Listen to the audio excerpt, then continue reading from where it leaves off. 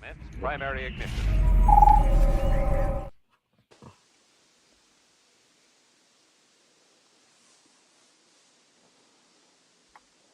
Oh, hello.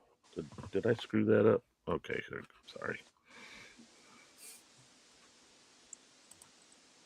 Commence primary ignition.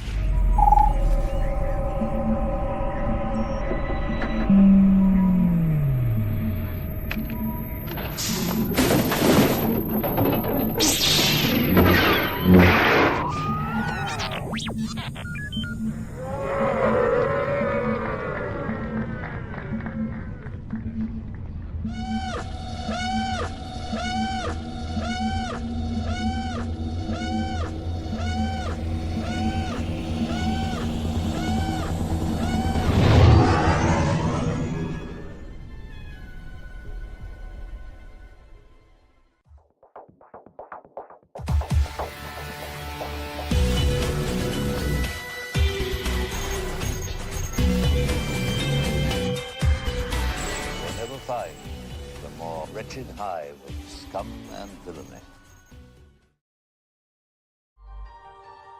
Hi, my name is Omid Abtahi. I play Dr. Pershing in The Mandalorian, and you are watching the Virtual Cantina Network.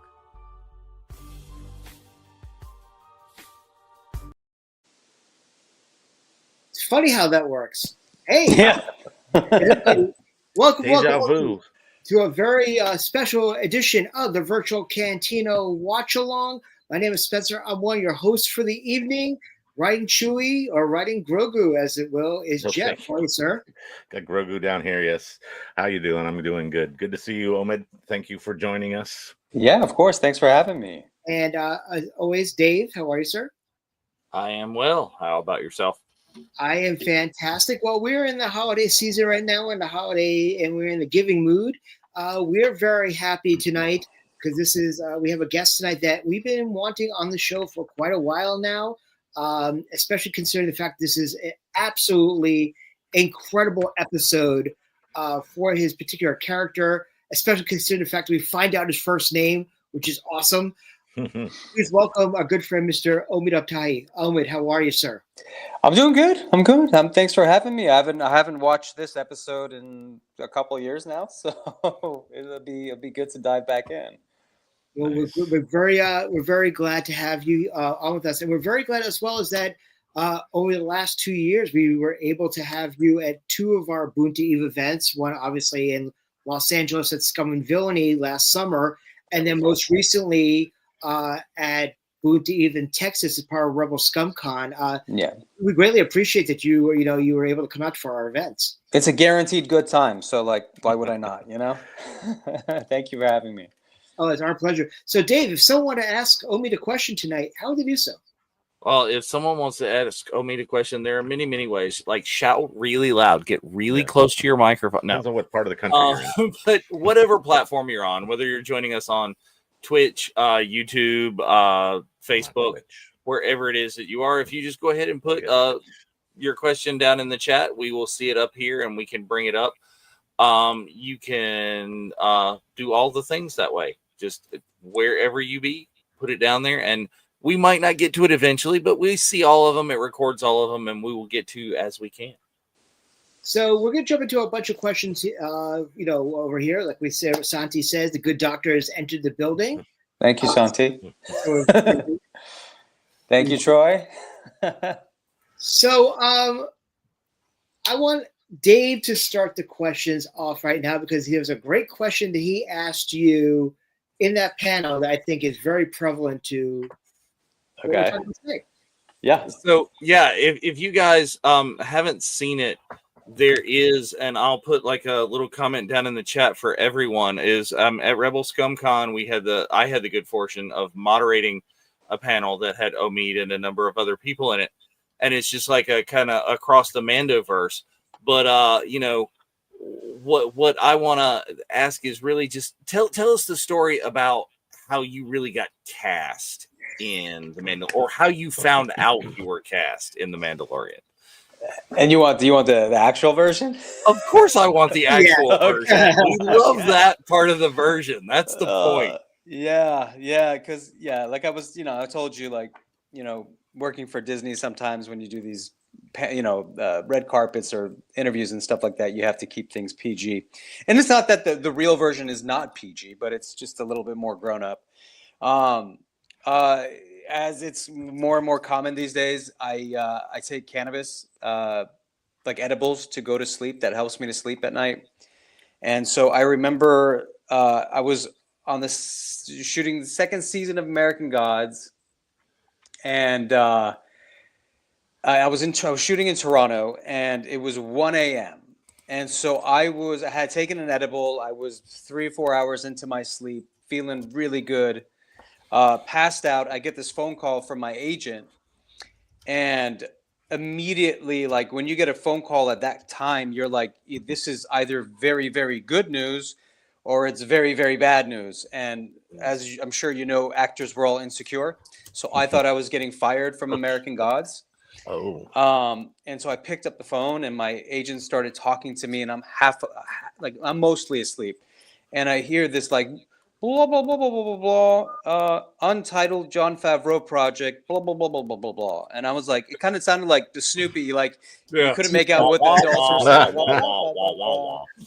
And so I was like, say that one more time. He's like, wah, wah, wah, wah, wah, wah, untitled Jon Favreau project, wah, wah, wah, wah. And I'm Googling it with one eye open. And I'm like, is this the untitled Star Wars project from some like new Disney streaming platform?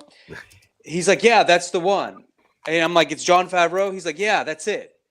And I was like, okay, well, do they want me to audition for it? He's like, no, they're offering you a role on the show. And immediately I picked up this gummy bag, and I was like, damn, that's some good stuff. Extra strong ones. This stuff does not happen to me. I am not one of those actors who gets multiple offers. I can count on one hand how many offers I've had. So the fact that happened to me at 1 a.m. while I was feeling good, and it was one of the greatest, gifts from the universe in my life. That's how it entered into my being. It just seemed unworldly. And I told my agent, call me. I'm like, I can't process this right now. Call me tomorrow. And sure enough, he did. And it was a real thing. It was not a dream. And yeah, so the story goes from there. How much did you know about the part at that point? Nothing. They just said, do you want to? And I said, yes. And I went into my costume fitting. I went to my costume fitting to try out that Imperial outfit, and they're like, "Oh, are you excited?" I'm like, "I have no idea who I'm playing." They're like, "You don't?" They're like, "Ooh," I'm like, "Are you gonna tell me?" They're like, "No, we can't." But they're like, they had the mock-up of my character, so it was an Imperial scientist with some like kind of goggles on that didn't connect. So I didn't know what I was doing. Honestly, till the third season of Mandalorian, because they don't give you the scripts; they just give you your lines. Wow. So when you came to and you realized that you were going to be in the Star Wars, what was your inner child saying? Being a Star Wars fan yourself. It was look, I have to be honest with you. I wasn't a huge Star Wars fan when I got the part. I was a huge Jon Favreau fan. Mm-hmm. That was the big draw to me. I had seen maybe bits and pieces of Star Wars when I got the offer. It wasn't until I got the offer that I actually sat down like a good student and watched the entire like catalog of movies back to back to back to back, and then was kind of kicking myself for like waiting so long. I was like, for a long time, I was like, I felt like a unicorn. They're like, people, you haven't seen Star Wars? Like, no, and now I'm like a legit fan. Like I keep joking that like I want to go up against a fan against some in a trivia night. You think that is dangerous to challenge. To I would lose gloriously, but I would have fun doing it. So a question that our people will love to know: do you remember in what order you watched Star Wars? Yeah, I watched the original 3, and then I watched the prequels, and then the sequels.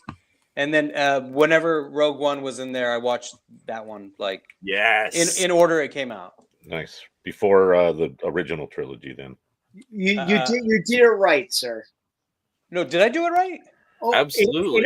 In our world, you did it right. I'll say that. trilogy first. We're the Release age- order. Yeah, I went wait, 4, we're- 5, 6. Oh, 1, oh, 2, okay. 3. Oh, I'm sorry. Yeah, that's what. Yeah, Yeah, we're yeah. the age of So the you did it Overlook. in the sequel. I did in the order that people watched it in, Yes, basically. yes. Yeah.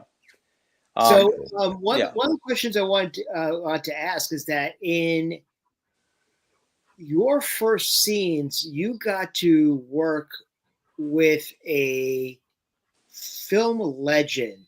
with Yeah. Werner. How was that? It was like truthfully, it was great. It was intimidating. He's an intimidating guy. Like not because he's trying to be, but just because that's his essence. He looks a hell of a lot like my grandfather, who was very strict and would sometimes yell at me when I was a kid. So I was just so nervous around him the whole time. But like I didn't know his work as well as most people did, so I didn't have that. He didn't have that aura that like everyone else was like, I can't tell Werner Herzog what to do. Like, you know, I didn't have that going into it. But seeing like, especially like Jon Favreau, who was like, wow, like almost like worshiping this person. I was like, well, this guy must be something. Like I knew his work from like, I think it was Grizzly as a Man? documentary. Yeah. Grizzly Man. Mm-hmm. But I was kind of really impressed by his acting. I had no idea he acted, and I thought he did phenomenal. Oh, he did a great job especially for something that was brand new, and having that presence was phenomenal. Yeah. He has some classic lines too. So Well, for sure. I mean, I want to see the baby. I mean, Yes. yeah, that one. so Very- one question that I know has been out there for a while now. Maybe you know, maybe you don't know it. It actually has to do with your costume in season 1. Yeah. You had the logo from the Camino cloning tribe on there, but that was never ever answered. Can you tell us anything about that? Yeah, I can only tell you like I had that patch. I didn't know personally what it meant until Dave came up to me. He's like, "Hey, listen, that patch on your arm, it's gonna mean something to some people." And then kind of like patted me on the shoulder and like walked away. And then when I did the research and when I saw the Bad Batch, I connected the pieces and but yeah, that was the extent of how much they told me about it. Yeah, you'd be surprised how little we know. I know that's been like a question for years now. Is that ever since we saw that damn patch, we're like, okay, is he a clone? Was he a scientist? Like the whole all the theories came out. Yeah. I think there's a lot of blanks that I don't think were ever filled in. But I asked Dave Filoni if he could put me as like a young Dr. Pershing in the Bad Batch, like on the, I'd love to see like a Doogie Howser type, Oh God. That is a good throwback callback right there. I like that. Yeah. So he giggled at the idea, but it never came to fruition, unfortunately. But yeah, I tried. Well, one thing that's great about that, and we love to bring it out, especially considering the fact that one of our shows is called Clone Wars Revisited, and we're watching in sequential order the episodes of Clone Wars. Yeah. You were a character in Clone Wars. Yeah. And that was at the point where I hadn't seen Star Wars, so I didn't really know what I was doing. But I did a couple episodes for them. And it's it's funny because when I auditioned for it, like it was like they're like, oh, this is just it's like a untitled project. You don't know what you're auditioning for. And it was like this is a pudgy 16-year-old kid who loves to eat.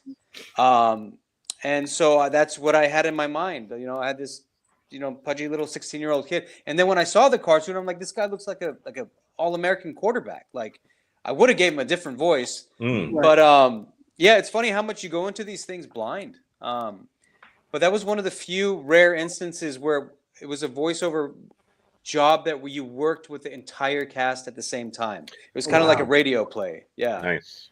Yeah. It was pretty awesome. And did you do those 2 episodes close together when you did? Because I think you did 2 episodes of season 3, like episode 2 or 3, and then like the final episode. Were they? They weren't close together. I think I came back in like a year or 2 later or something like that. Yeah. Was Filoni in the booth for that one, or He must have been. I didn't know who he was at the time. So I remember on the first day on set, I was like, someone had told me about that he did Clone Wars. I was like, hey, did you do Clone Wars? He's like, yeah, I created it.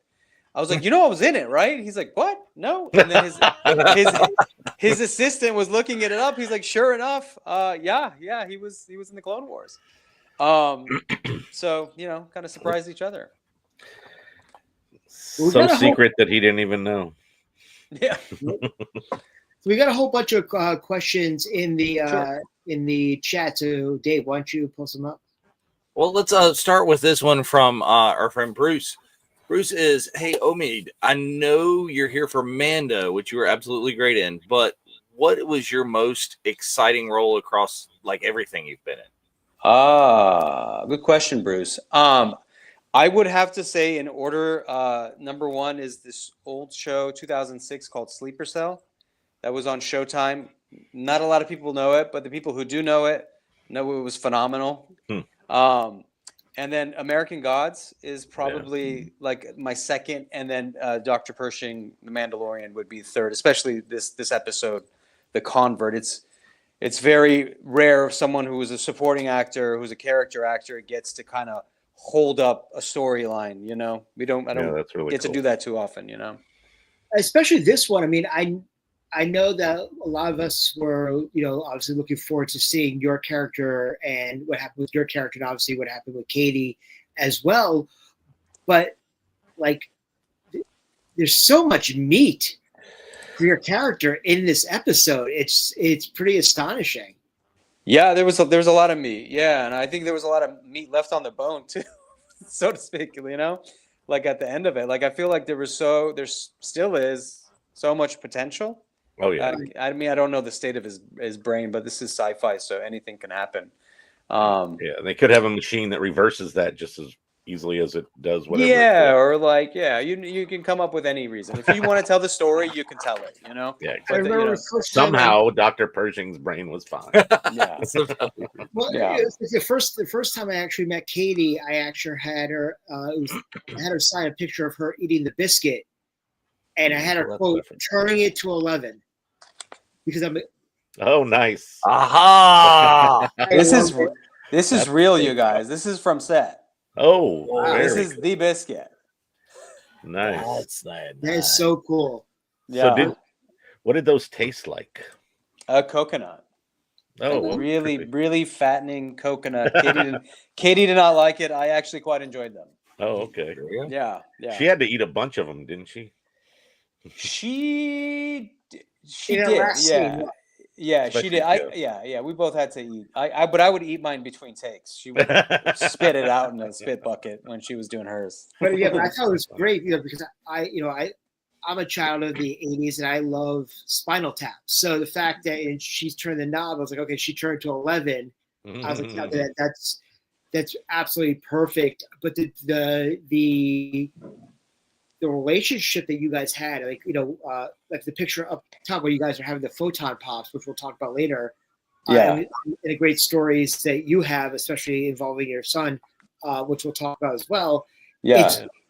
To me, Coruscant is my favorite planet. So the fact that we actually got to see more of there, and plus also Obi-Wan Kenobi, we got to see more of Coruscant. Also, it was a nice correlation because we actually got to see like the peak in several different shows. So here's a question: how was it working on the volume versus working like in a physical set? A physical. Well, the volume kind of mixes the physical set. Are you talking about like blue screen or like green screen versus like the volume, or like? Well, the volume in itself, because obviously it's a different than just watching a typical blue screen, green screen. Yeah. Because I mean, both there's both practical sets. Like, no, I see what you're saying. The volume is like it's a cool piece of technology. Like, I find where it really benefits you is in these like shots, like you see in this like background where like you get to see Coruscant. You get to feel like you're on Coruscant in Monument Park, or if you're in a spaceship, you feel like you're flying through space, as opposed to like a blue curtain with some X's on it, and like it's a lot easier for you to buy into as an actor, the volume. That being said, it has its limitations. Like walk and talks are really hard to do. You walk across the You can volume, only go so far. you stop, then you have to go here and then start the conversation where you ended here, but it's, I think, yeah, it was just a cool piece of technology. I couldn't get over, like, until my very last day. I would just come and stare at the screen, and that was still very new and sort of the thing at the time as well, I'm sure. So yeah. being in the technology while it's like everybody's, oohing and eyeing over it. Yeah. So a couple more questions from the chat. We've got one here. So like we know you've been some cool places with us to do some signings, but what are some other cool places you've been to go do signings, and have you ever been to like a military base or anywhere else like that? No, I would love to go to a military base. Yeah, my brother was in the Army, so it's like, it hits close to home. I would go, so long as it's not an active war zone. I think no doing Bob Hope in the USO. Yeah, I mean, it's, I would love to. I love, the military. I have a lot of respect for it. So should I get invited, I'll go. But that being said, I've been blessed with these conventions. I get to travel the world. I just got back from the UK. I've been to Australia. I've been to New Zealand. Been to Germany. It's wonderful to see this fandom across different cultures. You know what I mean? Yeah. Right. So yeah, I hope it continues. I have a great time at it. I love meeting fans. I love talking to fans. Sometimes I gotta be honest with you, the fans have better like stories than some. You know what I'm talking about? Like I was like, that's a really good idea you got. Like I've heard some incredible potential stories from fans. You need a little notebook, start jotting that stuff down. I know. Yeah. And here we go from Jonathan Notman. What was it like to stare down the barrel of a gun pointed at you by Mr. Brendan Wayne? It's never fun staring down the barrel of a gun, whether it's a futuristic one or it's a fake one on a military show. But you know what? If anyone's going to point it at me, I'm honored that it's Brendan because he knows how to use it, and you feel safe enough with that. Did you get the whole gunslinger vibe from Brendan while he was on set? 100%. He's such a class act. It's ingrained in his like being, right? Yeah. Having grandfathered such a legend. So yeah, I've been to the gun range with them. Actually, I did not know this, but I'm a pretty good shot. There you go. Yeah. Cool. Don't let the glasses fool you. Maybe we can see Pershing do some gunplay. Yeah. I got some video. Okay. Nice. So how's it like for you, especially coming into the fandom initially, not really into Star Wars, but getting into it? What's it meant to you going to these events and seeing how your role in these shows have impacted the lives of all, basically anybody that watches it? It's one of my favorite parts of doing what we do. Like I'll be honest with you, I became an actor for very selfish reasons. It's because I like to, live in other character skins and stuff like that. I don't do it for very personal reasons, the acting part of it, but to see how it affects your craft can affect people, can entertain people among different generations, from little kids to fathers and mothers to grandfathers and grandmothers, and in America and in Europe and Asia, it doesn't matter where. Like to see all that, from my perspective, it is such a gift, and it's not lost on me that I can make someone's day by just not being an asshole, just by saying hello and hi and thank you, that I can make someone's day. What a gift that is. That's not a lot. Right. That, it's one of my favorite things, and I do not take it for granted. One of the things that you mentioned in our recent interview with you, Yeah, that we got at Rebel Scum Con. Yeah, where's Mark, by the way? I'm just kidding. Oh, he was on This is the a air the nappy other night. time.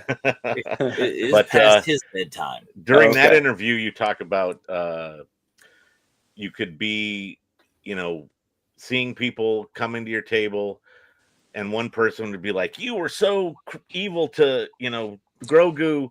Speaking of Grogu down here in the corner, and then the next person would be like, "I'm so happy you saved Grogu." It's like this juxtaposition and the range of sort of emotions that you're getting from people. It's sort of Yeah, it's really interesting, and it's like I don't blame anybody. I couldn't put my finger on Dr. Pershing until this season 3. I didn't know whether he was good, whether he was bad. I just was really only informed by the lines they gave me, and there were some Right. lines that were very sympathetic.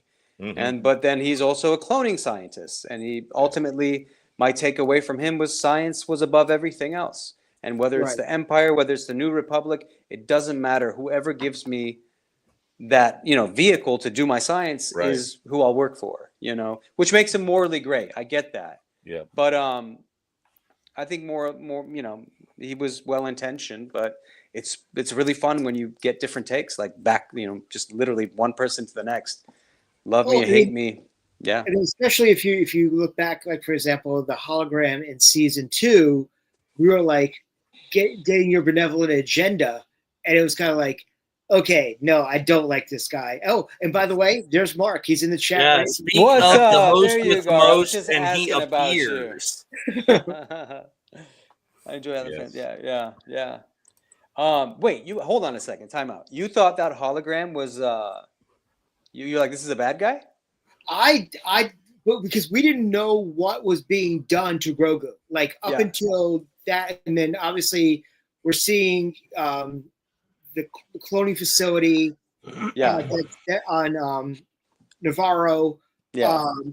and also we had the kind of like Ludwig did this very that well. I had little glimpses of the Snoke theme in the Yes. background. Yeah. So we're obviously like thinking, okay, this is leading up to the sequel era. But when we saw that, when you mentioned, the getting the samples and all that, and we're all like, oh my God, they're cloning Grogu. Oh my God, this guy's. I actually thought you were evil on that point. Yeah. I'm not saying I'm not evil, but I'm saying I think if I remember that monologue correctly, there was like he was reserved about the science of it, Right. saying like it might be too much. Like, you don't like, he's always been like, somewhat ethical in his cloning Right. experiments, I felt like there was always like very passive pushback from him. Anytime he felt the science went too far. Right. And you could sort of feel that guilt that he might have Yes. in a lot of that. Yeah. So not going to like visiting a planet with like a planet full of Grogu's like tribbles falling out of the bins and stuff. It's like no, you can't do that. Yeah. Grogu's They actually, memory. funny enough, like that hologram monologue, they had me. John had me do it 2 ways. One was basically he used the term vanilla, like where like it was just like you're an imperial scientist, you just stand there and you deliver the lines like an imperial scientist. And the second one was like, you do you, Omid. You put your emotions into it. You find what you need. And so they ended up using kind of my version of how I saw that character. That's cool. So, yeah. It's nice to see that. Yeah, no problem. It's nice to see that sort of introduced into the character as a piece of sort of yourself. But I also love the fact that like when you are caught and you're in the cockpit with Gina and all of them, you're like not knowing what was going to happen to you, and it was just you could see the trepidation on your face, like Right. I don't know what next step is, what's gonna happen to me, what's gonna happen to my my work and all that. It was just He sure sold out real quick though. Oh yeah. No, it's like dumb. Yeah.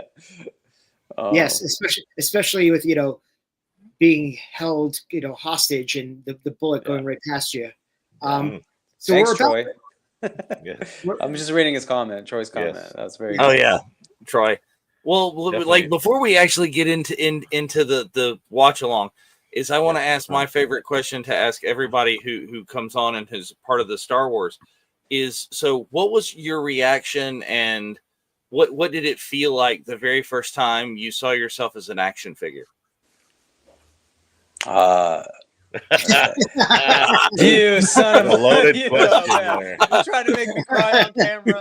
Again? No. Again, this is a question that I asked purposely and knew that this was coming in the panel that we did in Texas. And you do have your own action figure, if you recall. It's Yeah, there, I do. It's the custom right one. there. Yeah, There- There Limited. are They're people really who awesome. create Very customs limited. there for you. yeah. And we just like asked this again on air. I'm sorry, but just No, to it's a- push the Hasbro Pulse people out there, like, look, we need a Dr. Pershing action figure. Give me a Funko.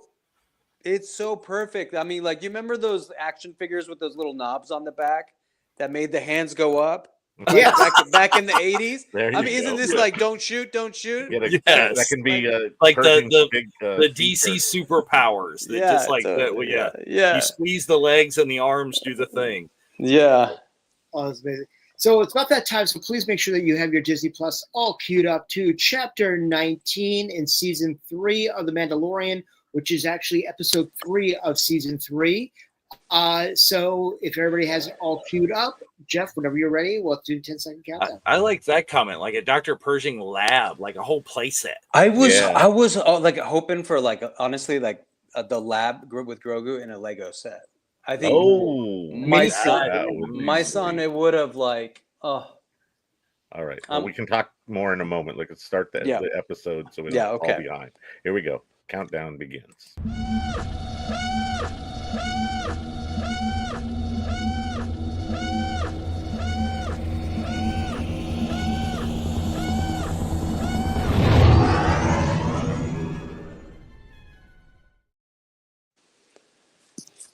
Skip past the recap.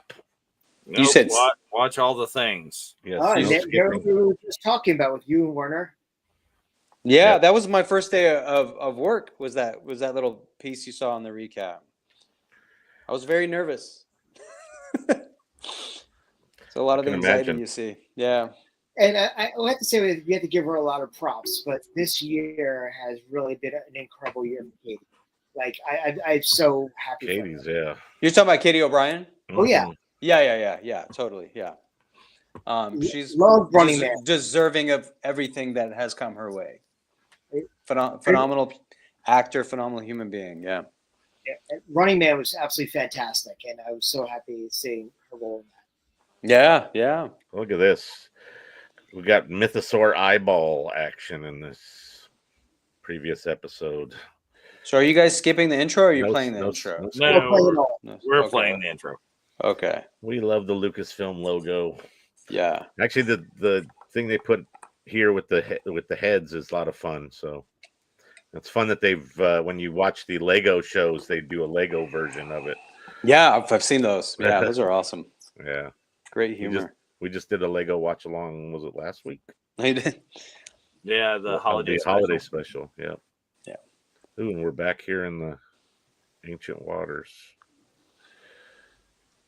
Yeah, it's been a while since I saw this episode. Yeah, I watched myself. that. But it was such a cliffhanger, especially if you're a fan of like Mandalorians and their lore. Especially seeing the eye of the Mythosaur. It was just- Oh, Troy's got kind of a good question / suggestion. Yeah. Have you, had the opportunity or been asked possibly to get on Katie Sackhoff's podcast? I haven't, but I would. I know her. Throwing that out there to Yeah. the universe. Let's go. We need to debut your vintage figure on Katie's podcast Yes. or your Lego playset. Is that? I'm sorry for being so naive. Is that actually how you spell her name? Is K-A-T-E? That is correct. How you spell her? Wow. her name. Okay. Cool. So both Katies spell it differently. Yeah. There's like many different spellings for that name. Yeah. They get creative. You guys know the story about Grogu and how he was almost a tennis ball? Oh, No. instead of being a physical puppet. Yeah. So like the first season, we would shoot the scenes twice, one with the animatronic, and then one with a tennis ball in case they wanted to use CGI for Yeah. Grogu. And then Werner Herzog had that famous line of calling them "you cowards" for even having that option, and literally never saw the tennis ball again. And it was not the same thing. The tennis ball, there was no magic to it. What was your opinion when you first saw the child? The first when I thought it was adorable. Like I was like, "Do you want to hold it?" I was like, "Yes," and I held it. And they're like, he's worth $5 million. And they're like, here you go. Like, I do not want to hold it. Wait, I felt the need to build my own pram for my Grogu. So did you build that? Really? Yeah. Wow. I built one that That's Spencer like your has as well. second or third one, isn't it? This is the one you made for me. That's the original style, and then I did this Kuehl version. You guys are fits boss. the little small Grogu. Yeah. Gave him a place. He had to have a place to sit. Yeah. So if you had a backstory of how you got involved in science, what was it for Pershing? My backstory was like he got involved in science very, very, very early. Like I was trying to connect it to the Bad Batch, and I was that was my backstory. Was like this guy has been doing this. He was sort of not sorted, but put into that sort of like they did in Skeleton Crew, where the kids take their assessment test, and they're in this particular line of work from a child to, their career through their career. And I think he had a monologue where I don't know if my mom was a doctor or something like that, or like he said he got into science because he wanted to figure out a way to have saved his mom, at least someone else's mom in the future. So I thought that was very, very touching and and it was an honest, a lot of people are like, I don't believe him what he's saying, but like, I think that was the truth for him, Right. I think he's always had good intentions and it just got murky because sometimes who funds the science, Right, exactly. You're sort of loyal to whoever's paying your bills. Yeah. This is like what how Notman sees it. I see parallels between Dr. Pershing and Bodhi Rook. Just like thrust into the Star Wars universe unwittingly, not really knowing and trying to do the right thing, but under the realm of the Empire. Yeah. Well, as always, I thought it was very interesting. If you want to go back to the episode with Bill Burr, the second one he was in, when they finally get to the embankment and all the troopers are cheering, like, that's awesome. It's like, in their mind, they're doing the right thing. Right. Mm-hmm. That was like the first celebratory thing we saw from the Empire or from that side versus like, when the Death Star blew up, all the rebels were cheering, but now we got to see the Empire side be more like human. Yeah. I love that.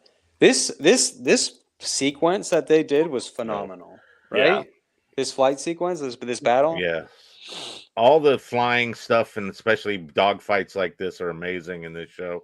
And the locations, even if some of that, which probably is, CG, but I know they did a lot of scouting of very exotic sort of places for this show.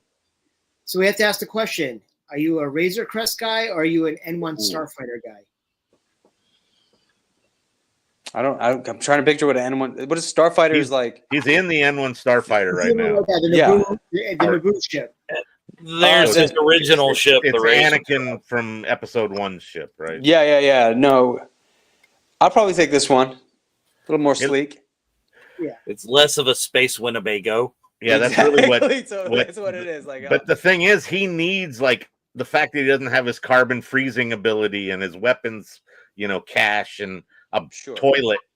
Yes. There's a lot of stuff the first refresher we see in Star Wars is in the first episode of Mandalorian. You finally see a toilet. Like, we've never seen a toilet. Yeah, that was a little jarring. Yeah.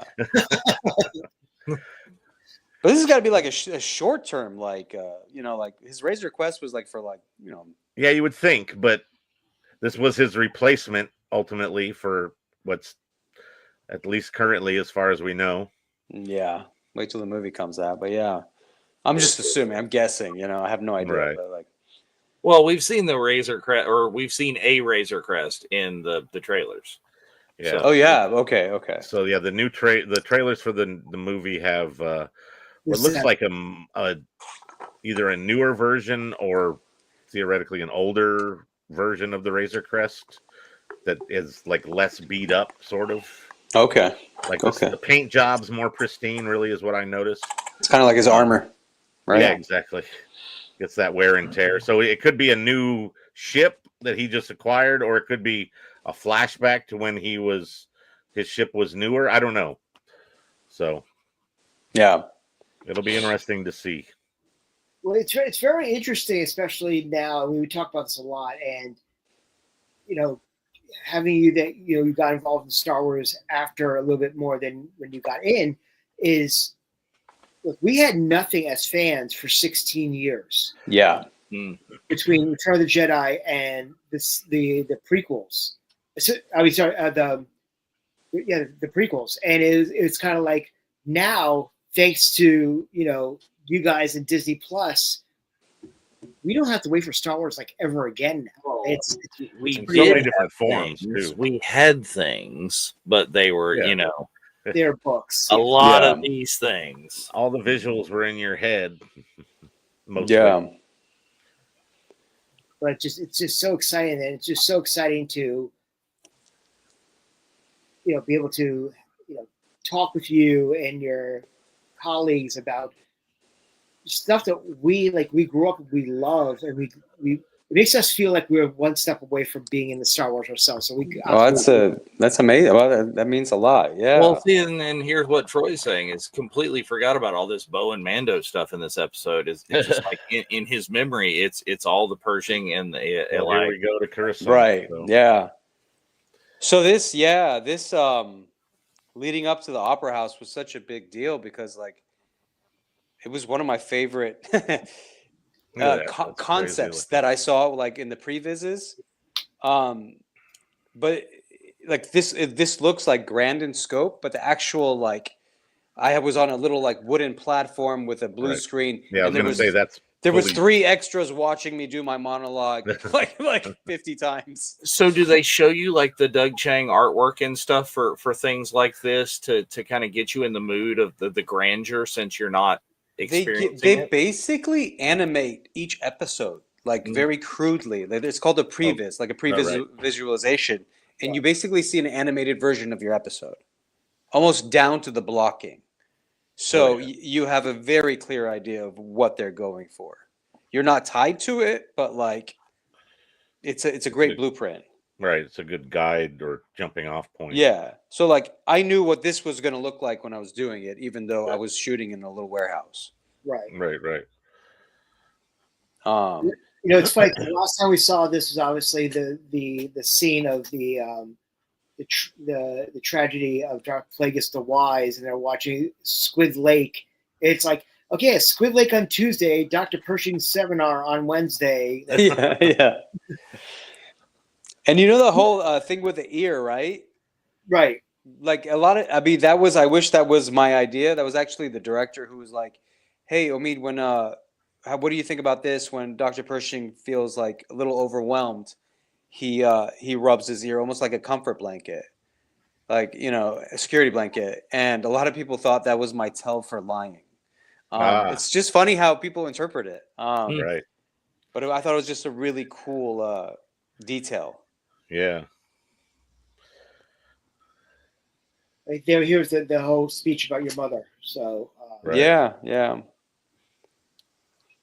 It's a Dr. Pershing TED Talk. That's fantastic. It really is. Yeah. So it's interesting you're in this reception area here, which is the only place we've ever seen George Lucas in a Star Wars property, is in that same concert hall coming through the Oh, really? out there. I think I missed that. He played Baron Papanoidea. He had blue face, and he had like a interesting kind of hat with it was like a purple outfit. Him and his daughters were all like senators or something, or dignitaries Wow. of some sort in an episode, like the scene that led up to what Spencer was just talking about. Okay. Where they're in the box inside watching the show, but outside in this area is you get to see a glimpse of George in a cameo role, which he hadn't done, and his daughters as well. And Did not know that. Son was later on in the movie, but yeah. Yeah. I love this speech when you have the aristocrats saying that we don't care if it's the empire, the rebellion, or anything of that nature. Right. That's sort of like the gray thing, like you were mentioning earlier. Yeah. This bit, are you guys seeing this bit in the taxi? Yeah. Yes. So that was my first day of shooting for this episode. Okay. And that robot must have said like I think 30 different things to me. And they were trying to figure out what to keep, what not to keep. I kept on saying, keep your eyes on the road. Like that was like, But it was a cool machine that took you up and like kind of like did this. Oh, It was like on a it was gimbal? like an adult ride. Yeah, it was really Yeah. cool. Trippy. Nice. So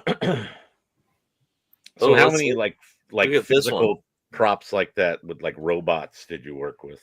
Okay, we'll answer Jess. We'll come back to this one. Is do Jess for a question first?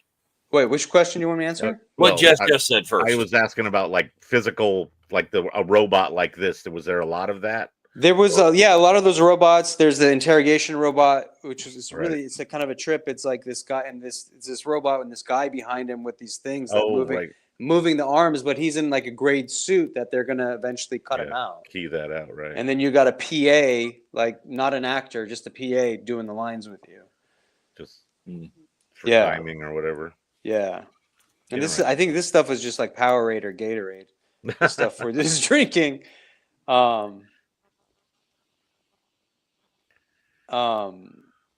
Yeah, people were like, "Hey, how come your character didn't know like Katie was such a bad guy?" And I was like, "Well, I didn't have like the evil like theme music playing in the back, you know, like." right. Also, like you said, you only get your lines. You weren't necessarily privy to things she was talking about. No, or dealing with. this episode I got the pretty much okay. everything. It was the first 2 seasons I only got just my right. lines. You yeah. get more as you've proven yourself, and you, Exactly. You have to be. No, I'm trust- not going to rat Also, you all out. you're a lot more in this episode, right? So that probably has something to Exactly. do with Yeah. So you have to. There's stuff you have to know. And yeah. Troy's asking, was the taxi scene in the volume? Did you The see all the stuff taxi around scene it? was the robot? it was a blue screen. it. Okay. Yeah. If I remember correctly, I think this was 3 years ago. That's crazy. Yeah. What was the question that you had brought up moments ago? Well, the ones Dave? before was we had one that not been asked again is Star Wars sort of related question. A rumor that that you also took part in the movie Argo, a movie that used kind of a Star Wars related script to help American diplomats return to the U.S. Yeah. I was in Argo. Yeah, that's a great connection. Yeah, because that script they were basing it off loosely was a sci-fi thing, but yeah, I shot Argo in 2012, I think. Did not know it was going to go win an Oscar. I was like, no one's going to watch this movie. It's Wrong. interesting. Fooled But I you. said the same thing about Homeland too. Like I was like, no one's going to watch this. And then there's shows I've been in, I'm like, this is going to take my career is going to the next level, and no one watches it. So like, I'm not a good judge. I'm very happy that finally a Star Wars actor was and a Star Wars property was actually nominated for a Golden Globe. So I want to give it out to Diego Luna, who's nominated for Andor, which finally a star of any of the shows. Andor had some incredible acting in it, and I'm glad. But I'm just like, wow, it took this in order for a Star Wars property to get an acting. Yeah, that's a phenomenal show. It's so funny, like, because when this came out after Andor did, people were like, "Oh, they're just trying to copy Andor." Like this is like they called it Andor Light, you know? Well, yeah, like but this you guys have been episode, on but this like trajectory. but we had no idea what Andor was when we were filming this, you know? Right. We knew they were shooting something in England. Well, and you had been on this trajectory to get this for several seasons at that point as well. Yeah. This kicked off the Disneyverse. Yeah. But this kind of storytelling in the Mandoverse was kind of like, it kind of was a curveball, you know, and it was a very intentional curveball, but it threw a lot of people. You know, but So you did think- all your work was in Manhattan Beach for the most part. all of it All of was it. Manhattan Beach. Yeah, yeah. You didn't do any location stuff out and about anywhere? No, it was 'Cause all. I know they shot in like Simi Valley at that for the like Boba Fett stuff, and they shot in Burbank for. Oh no, that might have been Obi-Wan. Yeah, I didn't. No, mine was all indoors. Right. And Oh, this, okay. honestly, right here, this apartment. Are you guys looking at the apartment scene? Yes. It Yeah. was one of my favorite sets, just because it cool. was my apartment. You know, That's great. Nice. I loved it. There's Like, the place that we need. yeah, I did not go to my dressing room at all between Just scenes. hang out on set. At lunch, I just hung out in my apartment because I knew it That's was, great. you know, a fleeting moment. In your kimono. Yeah. There Well, you this go. is the thing. Here, you guys, I was so nervous about this close up on this on my feet because I have kind of like caveman feet. The makeup people had to like literally take like a buffer and like buff my toes Oh, wow. and like paint over Give them. you a pedicure real quick. There's the biscuits. Hollywood magic. There you go. See? Nice. There's the biscuits. Yeah. In the Comfort food for the Yeah. Star Wars. And I it was had- just yeah. Go ahead. I was gonna say for our main ad for the show, I had to add those in the corner. So, you know, Yeah. the biscuits got to be present.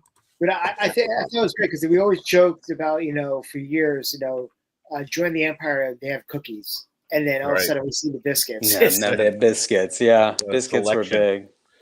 I'm on an ad right now, but I'll just when this ad's over, I'll see where you guys are and I'll fast forward to Okay. where you guys are. Yeah. Well, So we're right now looking this is- at like your cubicle right now, and Oh yeah, so you guy get who an plays apartment my- and a cubicle. Yeah, the guy who plays my supervisor, I thought was really good. He was really Yeah. funny. It's cool to see the connection here with these little cards that you're going through.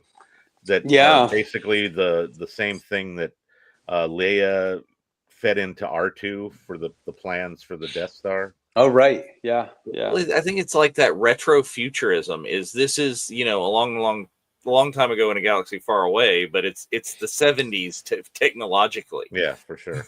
Yeah, Well, no, here- that's here what I we love go. about it. Yeah, and a lot of the same practical sets that they used in the original Star Wars, they still used on Mando. Like a lot of those buttons you see, like Mhm. when you Right, stick your they're head very- behind the wall, there's still like the same kind of stuff they did in the 70s. Right. That's cool. So for the pops that you guys have here, was that anything edible or was it just something on a stick to hold for They said it was edible, but I swear to God, you could kill somebody with it. With how hard it was. If you Oh, okay. whacked somebody with it, you'd probably taken them out. So it was more like candy than it was like a frozen thing. Yeah, it certainly wasn't glowing. First of all, Hope not. but it just tasted like floor. So Okay. It's you want- like cool. if you Yum. want to know what it looks like, are you? So that's the scene you guys are watching right now. Is the Yes, Yeah, we're right now That's you're the watching- scene.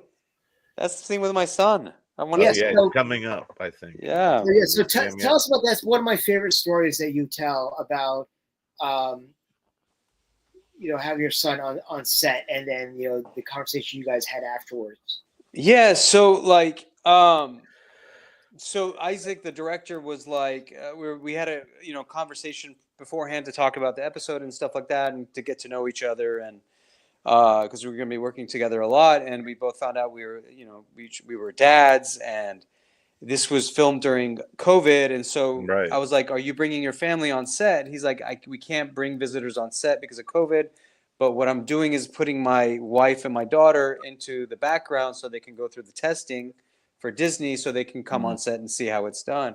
And I was like, get out. I was like, is that even an option? He's like, wait, do you have a kid? I was like, yes. He's like, do you want to have your kid? I was like, yes, absolutely. I would love that. Yes. And usually I thought it was just going to go and nothing was going to happen. Literally within 5 minutes, somebody called, like a AD There he called. goes. He's just running my by in son? the background. Yeah, the kids are Oh running yeah, around that the little background. guy. Yeah. Hold on, let me Nice. catch up to you guys. There, Yeah. yeah. You hear him laughing. Yeah. Was that actually audio from them, or was that something they just folded in? I think they put that in there. Yeah. Yeah. Yeah. So yeah, my son got to do work 2 days on this, and Fun. he got the VIP tour of how everything works. He got to try on like the Mon Calamari claws. He got to see like, God, I forget like one of these characters, this puppetry. Like he got to see how that works. Then they took him backstage to meet Grogu, and they brought Grogu to life. And so all this, like, he just saw the inner workings of Star Wars. And when we went home that night, after the second night, I was like, no. I had asked him later on that night. I was like, hey, so what was your favorite part of like what you saw? And he's like, Dad, the chocolate croissants were amazing. And This was the catering. I'm all about craft services. Thank you very much. I was like, what? I was like, wow. I was so disappointed. I was like, that's not what I was hoping to hear. And then that night when he was going to bed and I was tucking him in and the lights were off and I hear this little voice as I'm going out. I see, wait, so you guys see this, like, do you see this like little interrogation robot? Yes, you're with the robot. Yeah, so there's when we're shooting that, there's a dude behind it moving the arms. You're doing like the yeah, it's just crazy to me that he's not there, you know, like how well this turned out and so how goofy it is filming, how goofy it feels filming it.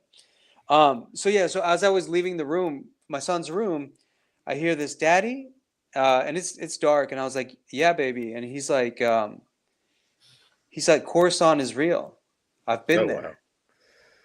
And it just like it touched me in a way I can't even explain to you. Like I was like, he got it. He really did. He got it.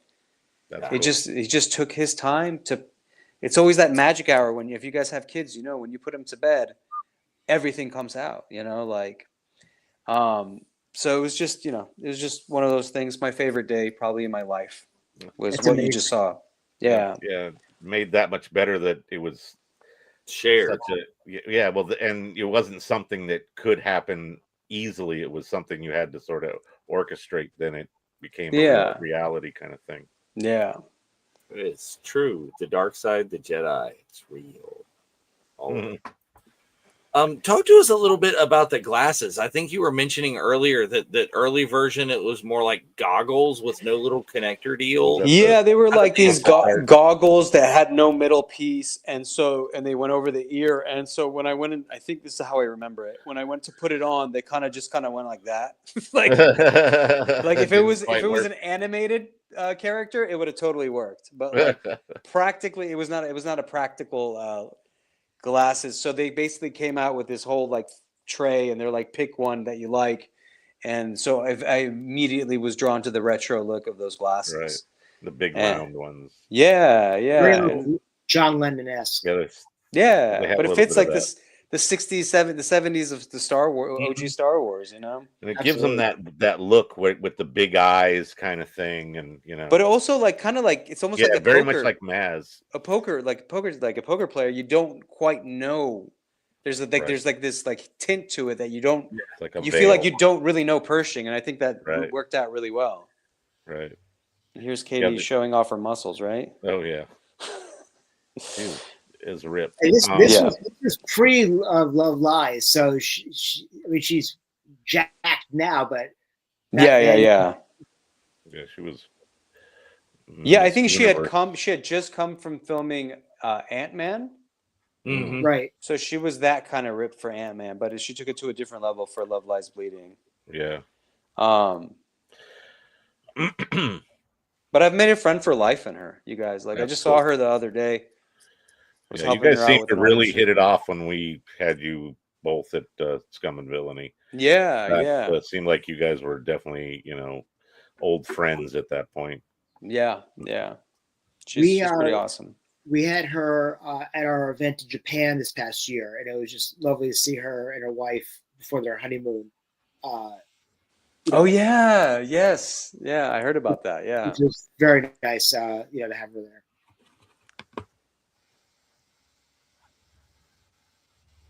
So, I mean, what I love is that you are so like deep in your work that you're willing to do whatever it took to go back for the greater good, and you believe that it's so much, whether it was for the Empire or anybody, It was just that you felt like you were onto something, that they took away your toys, and you're like, I need to finish this out to move on. Yeah. Right. Yeah.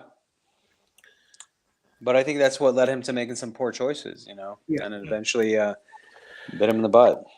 Well, I like that really they're using this episode to show a lot of correlations between like the New Republic and the Empire. Is they're not calling you Dr. Pershing. You have a number here. You have in a the number, Republic. yeah. It's like you're no better than a stormtrooper here or whatever. It's and these are the good guys. This is the same thing. You're over on the other side, and no, you're L 52, 57. It's Yeah. just like, ooh. Yeah. Dehumanized, yeah. Yeah, L-52. So Yeah, has, L 52. has it crossed your mind that your character is the reason why Palpatine returned? Has it crossed my mind? Yeah. Yeah, it has. I honestly thought that's the way they were going with it. Yeah.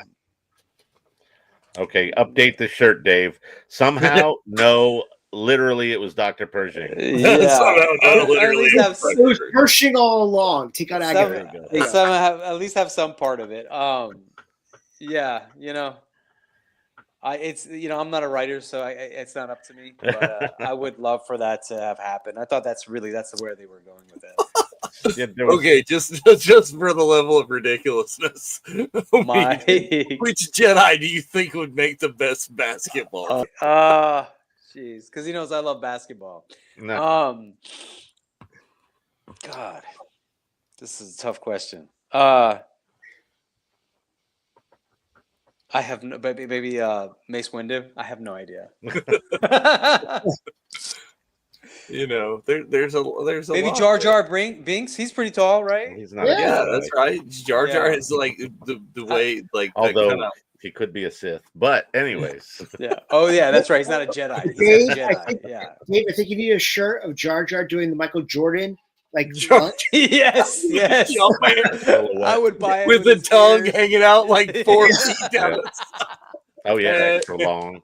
That's gonna be a shirt. And we're get writing that down. Let's get it.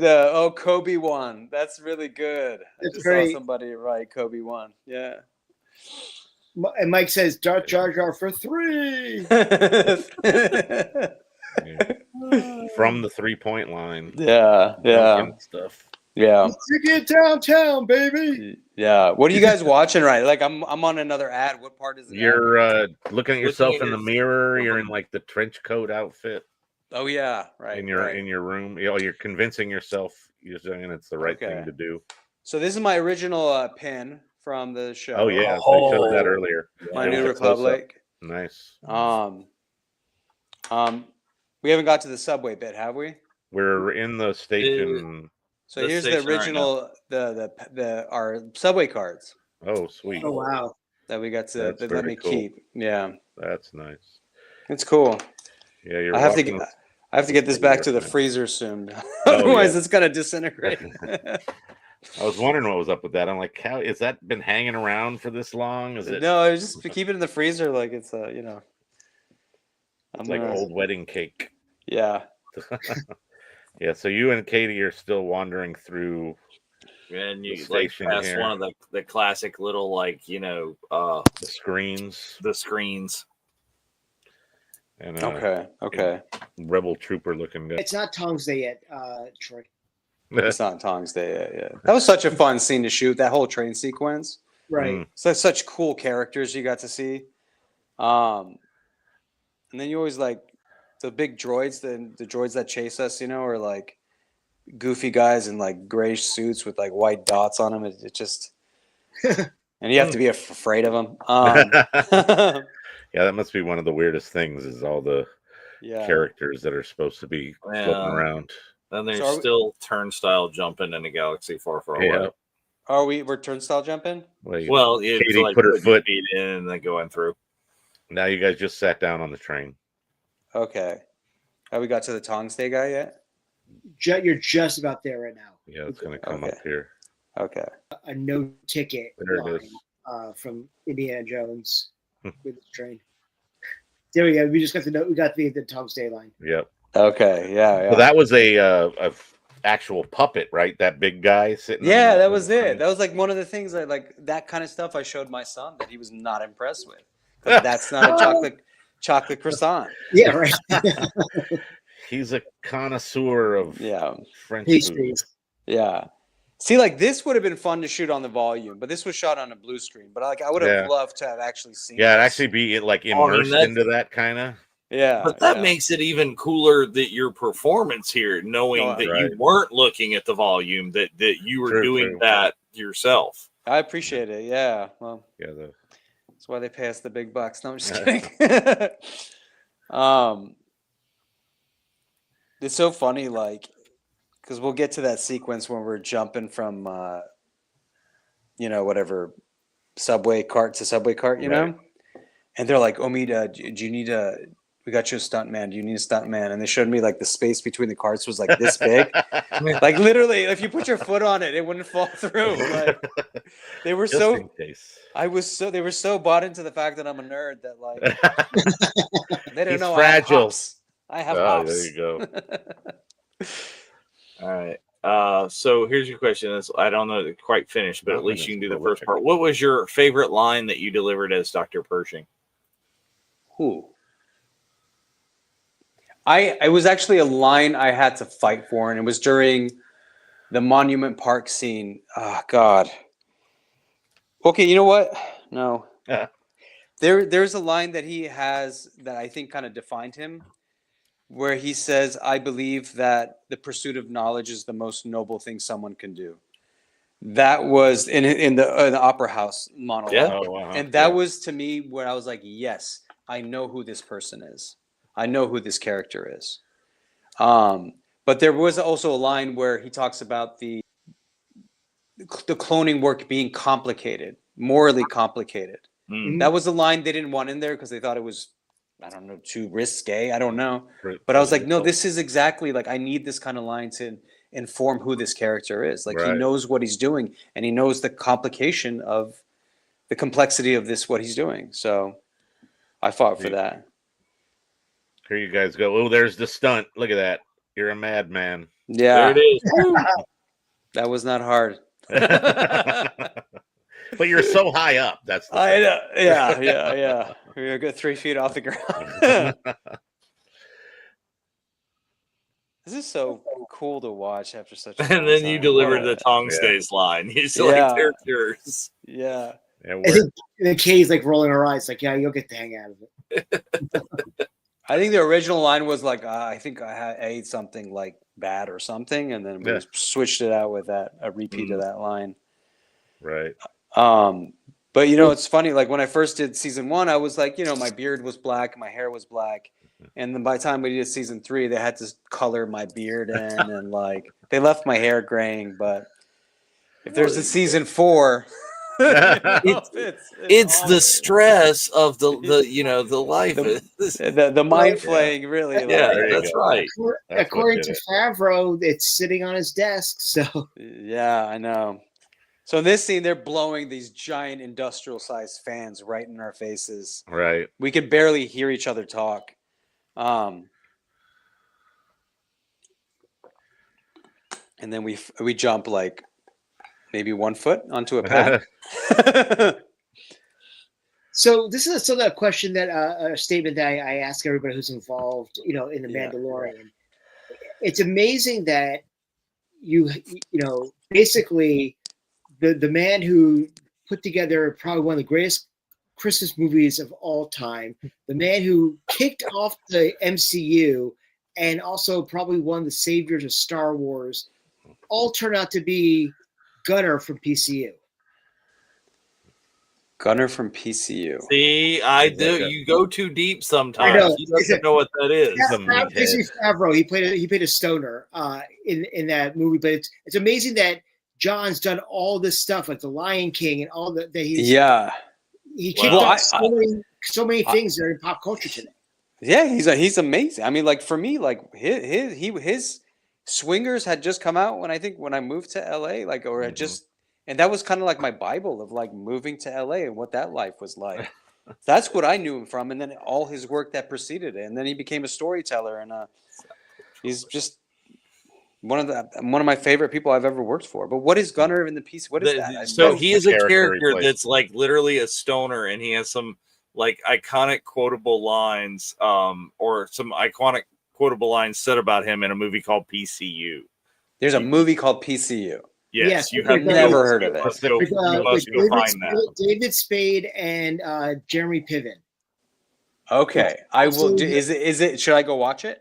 Absolutely, and he plays a stoner who's a music major, and George Clinton and the P-Funk are in it as well, which he All right, actually introduces. So it's phenomenal. That's funny. I've never heard of it, and I've just put it on my my watch God. list. So. Love that movie. Love that movie. I just saw Elf in the theater the other day for the 20th anniversary. They limited release. I was up at City Walk to see Elf at the AMC. It's a phenomenal movie. We just a lot watched of it fun. with my son. Yeah. Yeah. I'm watching an ad right now, so I don't know what you guys are watching. Okay. So many ads on this thing. You guys are in the yard breaking into Okay. vehicles. Yeah. That was a fun bit. So you guys just opened up the door to one of them. Phenomenal. This is a stretch.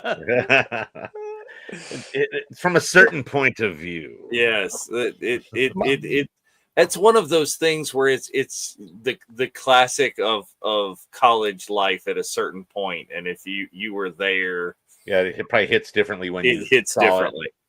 Right. Mike, are you okay? Phenomenal is a big word for you. No.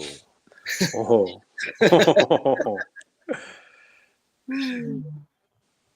man. So yeah, you're right now walking through the ship. With your Your flashlights out. Okay, that was fun. Yeah, because then we always had the Star Wars rats and stuff, right? Like, Oh yeah, you can hear like the chittering. quoted It says chittering. Yeah, little glowy. Okay, let me fast forward. Well played, sir. absolutely. Yeah. So have I introduced myself to her yet? I believe you did. You mentioned Penn Pershing. Penn Pershing. Okay, yeah. So what'd you think when you finally found out you had a first name? It wasn't Doctor. Penn was it was an interesting name because everyone got like these cool names, and Penn was like, Dr. Pee-Pee, like. But it grew on me. But it's the classic, like, Star Wars, Marvel, Disney. It's all together. Everything has to have an alliterative name. That's how it works. Here's the introduction. Here's the line. You just so you Penn Pershing scientist. You just said it as you guys shook hands. I love that line. I love that moment though. Like it was. I should have put scientist after your name down below your head there. That would have been ideal. Well, I also like the fact that with Katie, like when I first met her at Rhode Island Comic-Con after season 2, she would sign comms officer. Like that's all she was doing. Right. She didn't have the name yet, right? She fought for her name. Like she had another name, Lilith or something like that, and she fought for Elia. So is this the scene where I'm like putting a bunch of science equipment away?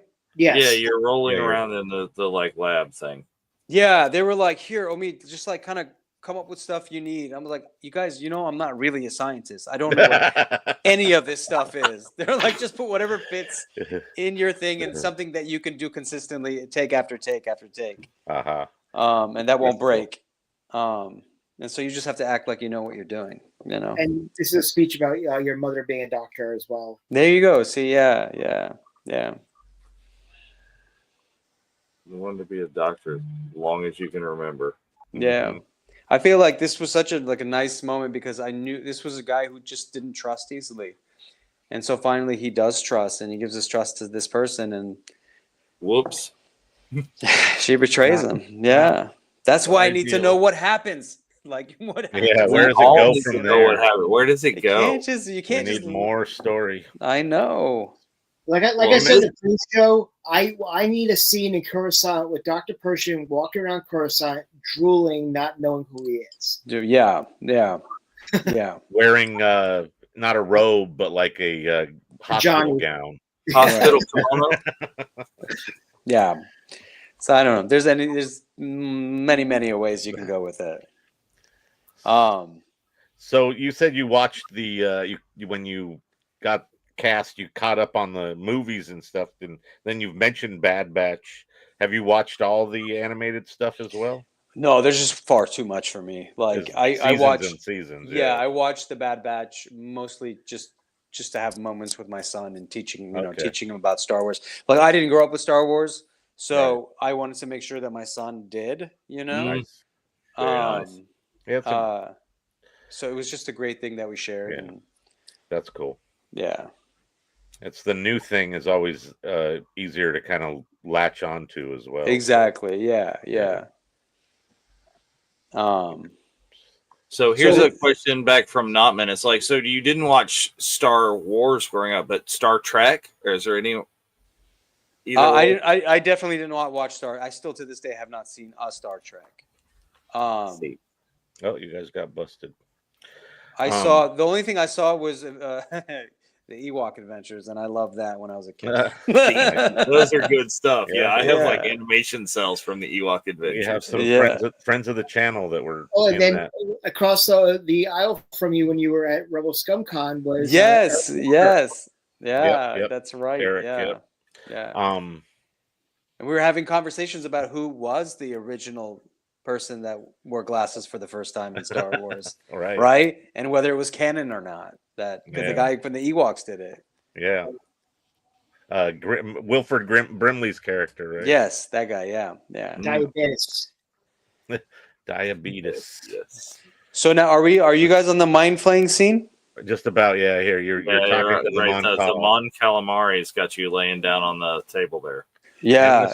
Officer Okay, C68 so or something. I was screaming at the screen like crazy when they're saying the mind flare. I'm like, no, I just watched Stranger Things. That's not a mind flare. Like, yeah, exactly. There was that juxtaposition.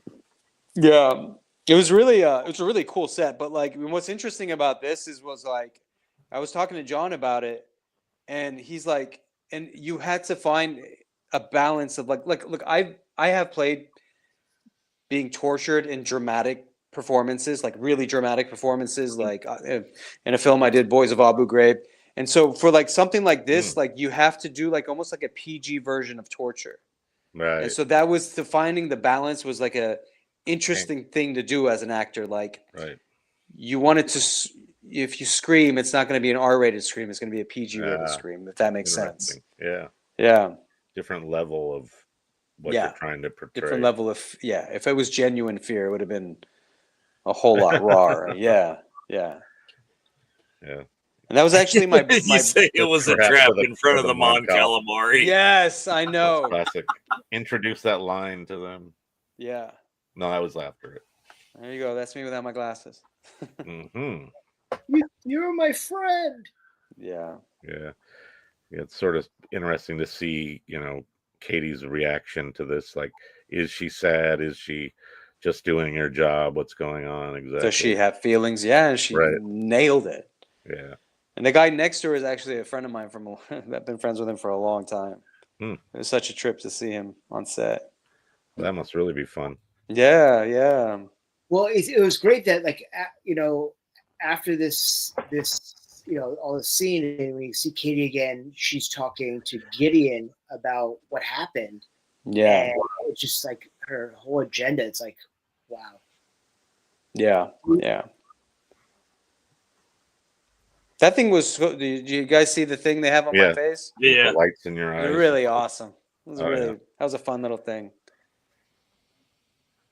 The devices used to heal. Such New Republic propaganda. It's Exactly. like, no, this is the exact same thing we just stole from the Empire. We just Thank you. turned it down a little. On point, Giovanni. Here she goes. She's turning it to 11. I love how she's just like, I'm gonna crank it up. And the sound when it cranks it up. Yeah. The kind of liquidy thing going on. Yeah, it sounds like test tube bubbling, and then it was the mechanical. Yeah. Yeah, and then she eats a biscuit. There it is. Yep. That's like just salt like in the you wounds, spit it out. know? Yeah, turn the knife a little bit. And So yeah, back to Mando. We haven't seen. There's a big chunk of non-Mando action for a while there. Absolutely. Yeah, it was a lot. It was a lot for a lot of people. Like they were like, what happened? All right. You know, I want to take my answer back. I think I would prefer the Razor Crest. Yeah. Yeah. This is claustrophobic. This Yeah. It's is a very tight. little bit kind of thing. actually, yeah. both Brendan and Lateef said they couldn't move in that thing. So Yeah. I would agree with you. I can't imagine how. There's definitely no toilet on that thing. Yeah. Yeah. There you Built go, into the seat. Gio. It's like nice to know with every failure there's a success like you. The Twi'lek is hitting on Katie. Yeah. That was my friend's improv line. I'm just kidding. Oh, No, nice. That was scripted. That was scripted. That would have been classic. Yeah. So do they go through and do an extra take to let you do improv in places? Sometimes. Very not. I wouldn't say a lot, but like there were Right. moments where we would mess Right. around. Yeah. Well, I like that they let you kind of put your stamp on things. Like you said, you got to choose the pair of glasses you wore out of the selection of them. Sort of reminds me of the story of Sam Jackson getting his saber and being able to choose the hilt out of like Right. a case. And the color. Right. Yeah, He the got to color choose as the well. color, right? Yeah. Yeah. Right. Here's another question for you: is like how many different directors did you work with, and which one did you enjoy working with the most? So I mean, I worked with some incredible directors on that. I worked with Dave Filoni. I worked with Deborah Chow. I worked with John for a couple days. I worked on Carl Weathers' Speaking of John. episode, but like I didn't have that was John was directing me on those Mhm. on that episode. But it just in terms of like is more about the work I got to do on the Convert episode, this one with Isaac. Yeah. That it was the most collaborative and the most I was asked to do. So naturally, I think that was my favorite experience. But that's less to do with the director. Nothing wrong. They're all great, but like just more than about my Right. experience on it. Speaking of like Carl, do you have any stories about Carl or even Shauna? Let's talk about Shauna as well. Oh God, that was tough. Yeah, I mean, Shauna was amazing. She was there day one, making sure I looked good. She was responsible for that Blade Runner like type jacket, and it just, I think that one floored me hard. I just did not I didn't expect either of it, but like I certainly didn't expect Shauna. Like I was just like, how, why? Like this doesn't make sense. Yeah. And then Carl I never got to work with him as an actor. I mean, like I never was in the same scenes with him, but he would come and he would watch me and Katie do work on, bits and pieces of our episode and give us like the biggest hug. And like my head was, just right into his chest just because of my size and his size. And he was just like a big teddy bear. He was like the kindest guy, like just so much warmth. And it's a huge loss, both of them, for this world of ours, Yeah. One of the memories I have of Carl is when they did the first ever panel for The Mandalorian at Celebration 19. He walked on stage and actually did the Apollo. As he's on stage, he was like, "I want you, I want you, I want you" to everybody in the crowd, and like we're all going nuts being fans. Yeah. That sucks. I kind of forgot about all that stuff, man. Sorry. Way to go, Spencer. Bring it down. I just mood remember, down. like, it's just one of those things where you fully expected to see those people again. Oh yeah. It was I'll see you later. Right. Last time I saw them. And it's like it was Shauna, after her passing, I went back and started, watching her other projects, and, the network in itself are fans of Firefly, which, very much, I think your trench coat was not only based on Blade Runner, but also a lot of Firefly-esque because of Shauna on that one. She was just, her team with her and E were just like so good at what they did. Yeah, they were phenomenal. They were the best of the best. Yeah. So did you like having the fact that Din gets sort of redeemed in this episode be part of the episode where you're featured prominently? Yeah, you mean did I like that he got? Yeah, the fact that we just had this sort of redemption ceremony. Yeah, it was a nice bookend to the episode. Right, you know. And there's some great art. It's like a happy ending. Who was the most fun actor to like run lines with him in prep ahead of shooting a scene, or did you run even the lines with the other actor, or did you run it with an assistant or somebody else or whatever? No, you always run it with the actors. Maybe not Werner Herzog, but like, do you want to run the lines? Yeah, it was just it's a professional thing that you make sure everybody's prepared. If I didn't have a favorite. We all just made sure that we were there for each other. Like from just the scenes with me and Katie, or the scenes with the other like L50 whatever, all the numbered guys. Right. I was just thinking the same thing, Gio. The artwork that they threw in for the credits in this show has always been phenomenal. Yeah. And it's amazing to see like what they put, on paper, and then actually what came out in the final product. Yeah. And how like close that is. Yeah. Okay, Mike's got some questions. Bounty hunting is a compliment. Oh. Okay. If you had to go cosplay, what would your dream outfit be? And we're talking about Star Wars? You didn't specify, but if you want to, dress as a furry, you could tell us that too. You know what? I think I've always been impartial to stormtroopers. Right. I've always loved them, from watching them in the OGs to like my first day on set. Got to work with a bunch of stormtroopers. Why? What did he say? Somebody say something? No. Mike commented. Mike cosplaying it as an Ewok. Just saying. He does that every day, Mike. That's what. Hey, yub nub. Okay. Nub. Yeah. Please, Power Rangers. We can cosplay as the Power Rangers. I was a huge Power Rangers fan when I was in high school. No, but like for me, like one of those, like you get hit as an actor with these moments of like you've made it to Hollywood, like, and one of those moments was during the first season. I was watching these guys who were playing the stormtroopers with their helmets off in between takes, talking about their kids' birthdays, like, and I was like, "Wow, Omid, you did it! You made it! You're here!" So, anyways, it's just I've always been drawn to the stormtrooper. You're like in outfit. The green room of the Death Star. basically, yeah, totally, yeah. That's funny.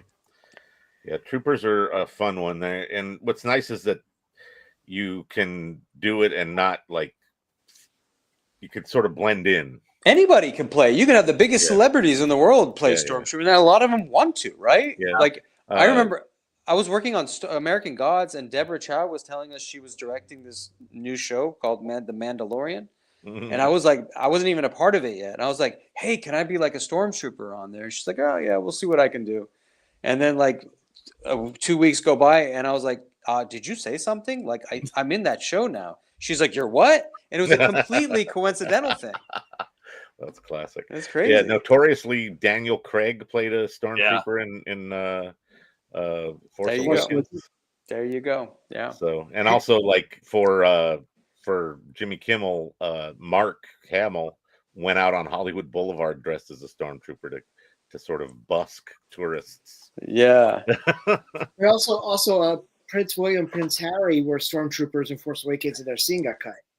Yeah, wasn't there? So other people that got cut. But great comment from I Gio. was just reading this comment by Giovanni. Yeah, this is my mom's favorite project I've ever done.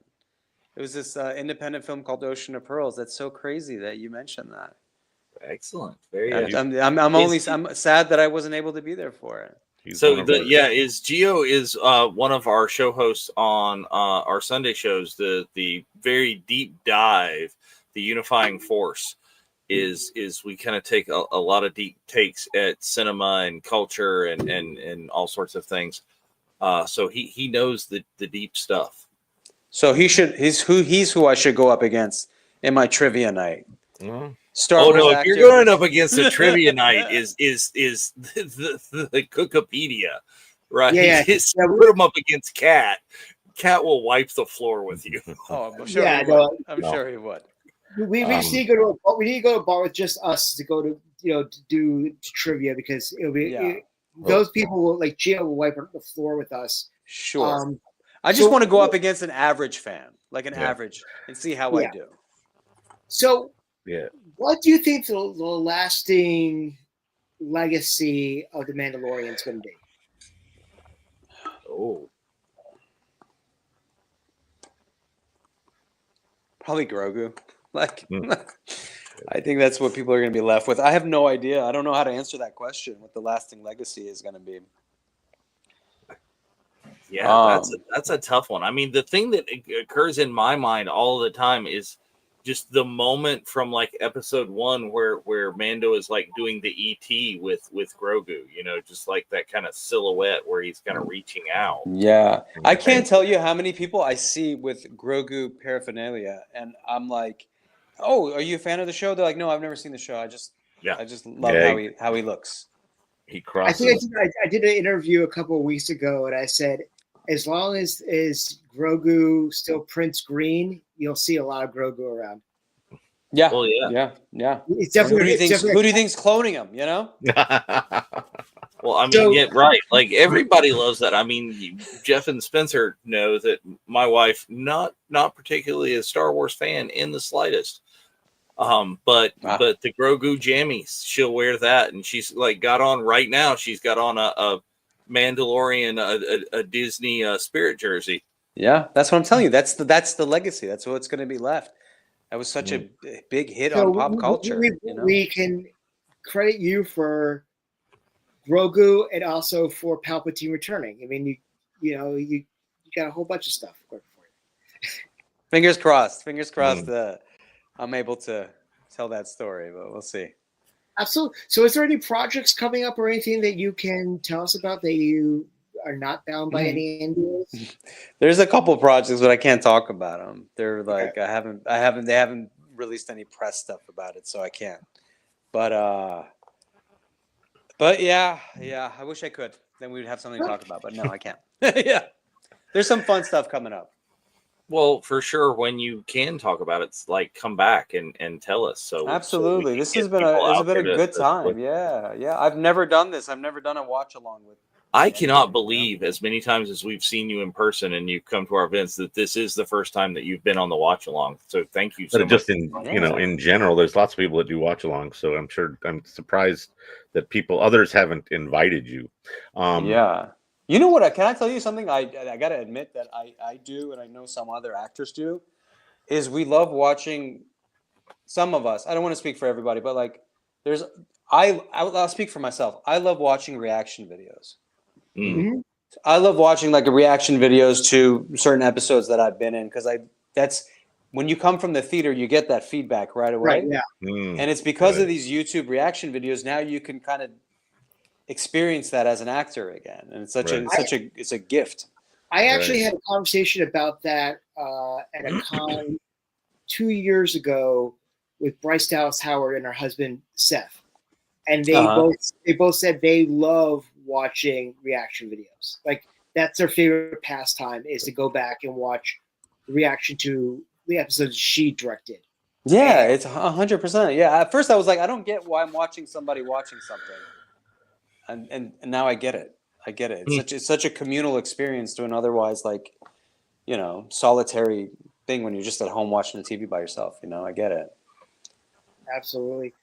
Well, first and foremost, thank you so much, Omid, for joining us tonight. It's been an absolute pleasure. I'm really glad that we were able to make this work for you to come on to do the watch along with us. Of And course. we would love to have you on again, just to come on, and even if we're watching an episode that's not with Dr. Pershing, to see you as a fan watching, which I think will be a lot of fun as well. So we can definitely talk about that. But or if you have like a favorite movie or something in the franchise that we might be watching and you wanted to join us for that, we'd be more than welcome. So Thank you so much. A lot of options. All right, I appreciate it. Yeah, this is a lot of fun. Before we close out tonight, Dave, what's going on the network? All sorts of things coming up on the network. Is we have tomorrow. Tomorrow's we've had a couple snow days here, and I'm lost on what day it actually is. But coming up tomorrow, we have a new episode of All the Things Star Wars News going on. Life at Lightspeed podcast is going to be here. And they'll undoubtedly probably be talking about the Game Awards and a lot of the Star Wars stuff, news that was mentioned there. Then we have, of course, this Sunday is going to be Gio and I and Kat will be on the Unifying Force. And we are going to tackle the influence of anime on Star Wars Part 2 and going into Vision Season 3. So we'll be discussing all of that. Is we've gotten through a lot of the what I will say is the newer anime, and we're getting to my section, which is kind of like some older school anime that many people may not have heard of. So we're going to go through those kind of influences, and then we'll really take a deep dive on Visions. And then, of course, next week, we've got another episode of Clone Wars Revisited coming back up. They're working their way steadily through Season 3. They've gone past your first episode, but they'll be getting back around to your second episode. So there's another thing you could join us for a watch along. Absolutely. Clone Wars, come and watch the Clone Wars. The Lawless is they'll be in some time, which is Mark's favorite episode. Absolutely, really. And then you could be on with Mark again. There you go. Let me know. Yeah. All right. So, and then I pitch this every single time. Tuesday nights live on Zoom is going to be the Virtual Cantina Happy Hour. You're welcome there as well. Come out everywhere and just do this, but live, and everybody's in there. And we don't record, so it's questions, all talking. Yes, what happens in the happy hour stays in the happy hour. No, it doesn't. But we are proud to say that next week on the Virtual Cantina Watch Along, we are going to celebrate the 10th anniversary of The Force Awakens. So we are actually going to be watching The Force Awakens next week. So come, and we'll definitely be talking about that. And also, I want to plug, we have a graphic. There is a transmission coming through. You see, Mark's right there. Yes, join us for the Lawless. We'll make sure that happens. We'll definitely chat with you about that.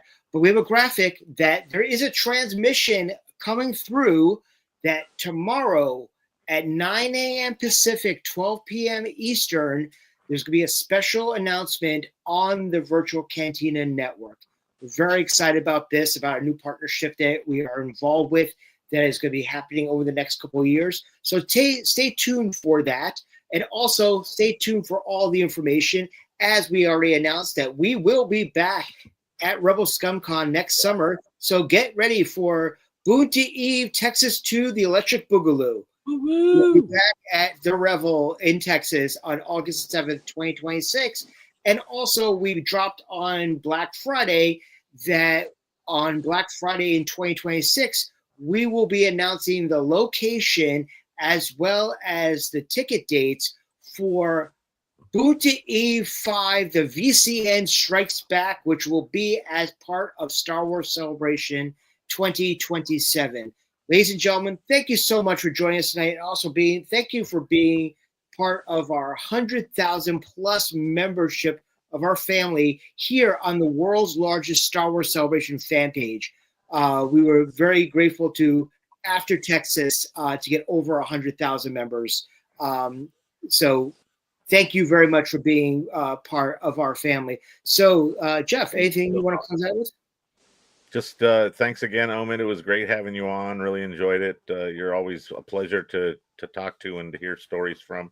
Look forward to anything we can do in the future.